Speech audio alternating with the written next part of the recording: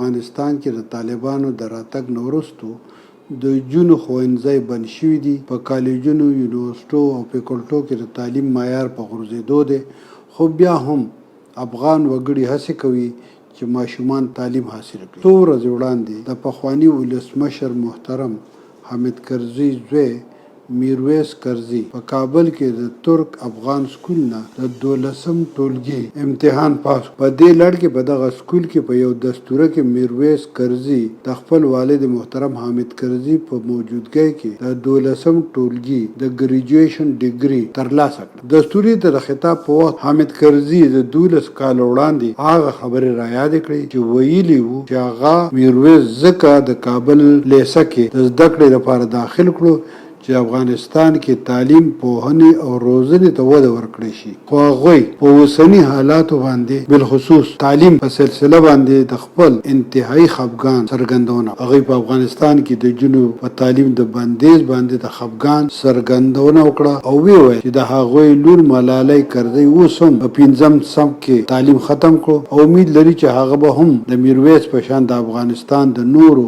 ماشومانو په شان په خپل هیواد کې د 12م ټولګي پورې زده کړې وکړي. د یادولو وړ ده چې په ګرد نړۍ کې د افغانستان د طالبانو حکومت د جنوب په تعلیم د بندیز باندې غندنه کیږي. همدغه وجه ده چې د پاکستان، ایران او نورو هیوادونو کې میشته افغان وګړي افغانستان ته په ستنېدو راضي نه دي او غواړي چې دوی د افغانستان نه بهر هیوادونو کې د مهاجرت په دې دوران کې خپلو ماشومانو باندې زده کړې وکړي. پکار ده په افغانستان کې طالبان چارواکي نور نړۍ سره د تعلیم په لړ کې سیالي وکړي او چې کوم بندیزونه لګولي دي دا دې لرې کړي. شمیم شاهد، میدان ډیجیټل، پیښور.